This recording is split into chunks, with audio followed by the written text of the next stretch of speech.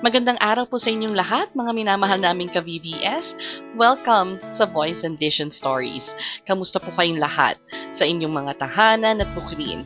Alam nyo ba na mula sa ating paglalakbay sa mga makabagong sistema ng transportation, ngayon naman ay titigil tayo at pagtutuunan ng pansin ng isa pang mahalagang pundasyon ng ating bansa, ang agrikultura. Ako po ang inyong lingkod at ngayong araw meron tayong napakagandang balita na magpapabago sa ating pananaw sa agrikultura. At ito po ay espesyal na request ng isa sa ating very loyal subscriber. Maraming salamat sa iyong suggestion, ka-VBS. Ito ay tungkol sa ating bagong batas, ang Philippine Agriculturist Act o ang Republic Act No. 12215. Ano ba itong batas na ito, mga kaibigan? Matagal na nating nararamdaman na ang agrikultura ay parang di gaanong nabibigyan ng pagkilala o dignidad kumpara sa ibang profesyon. Pero ngayon, ibinabalik natin ang karangalan sa bawat isa sa atin na nagtatrabaho para sa lupa at sa ating pagkain. Sa batas na ito, kinikilala na ang agrikultura ay isang marangal at profesional na larangan.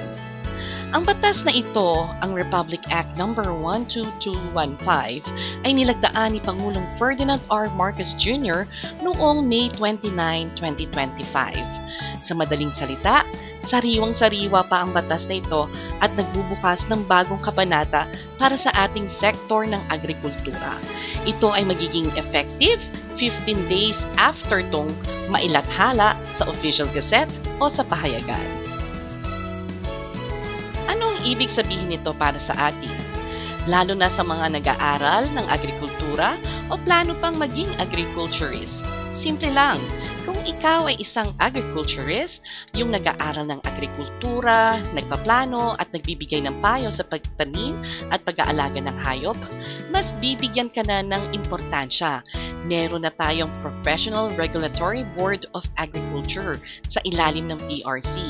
Parang sa mga doktor o engineers, meron na tayong sariling lupon na magsisiguradong dekalidad ang ating mga profesional sa agrikultura. Sila ang nagmamatsyag sa ating mga lisensyadong agriculturist. Para sa mga kabataang nangangarap maging agriculturist, ito ang tamang panahon.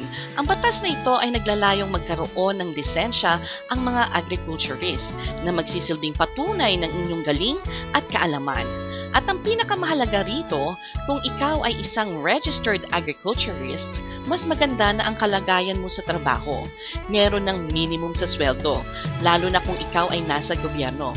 Hindi na basta-basta ang propesyon ng agriculturist. Kaya para sa ating mga kabataan na nag-iisip maging agriculturist, ito ang tamang panahon para sundan ang inyong passion. May kinabukasan sa lupa. Bakit ito mahalaga para sa ating lahat, lalo na sa mga magsasaka? Number 1, mas magandang gabay. Dahil professional na ang mga agriculturists, mas dekalidad at epektibong payo ang makukuha ninyo. Sila ang inyong katuwang sa pagpaplano, pagpili ng binhi, pagkontrol ng peste, at pagpapataas ng ani. Parang may sarili kayong doktor ng lupa at pananim. Number 2, modernong pamamaraan. Ang mga lisensyadong agriculturists ay may kakayahang iugnay ang science sa practical na pagsasaka. Sila ang tulay para mas maintindihan natin ang mga bagong technology at pamamaraan sa pagtatanim. Drones, smart farming, at iba pa. Hindi na ito imposible. Number 3, tiwala at respeto. Ang pagiging professional ay nangangahulugang mas mataas na tiwala at respeto mula sa lipunan. Ibig sabihin, mas marami ang makikinig sa atin at mas magiging boses tayo sa mga usaping pang-agrikultura. Magkakaroon ng mas matatag at napundasyon ang ating sektor ng agrikultura. Number 4, mas maraming trabaho. Sa pagiging professional, mas dadami ang opportunity para sa mga agriculturists sa gobyerno man o sa private sectors, sa mga corporation at maging sa sariling agribusiness. Kaya mga kaibigan, huwag nang mag-atubili.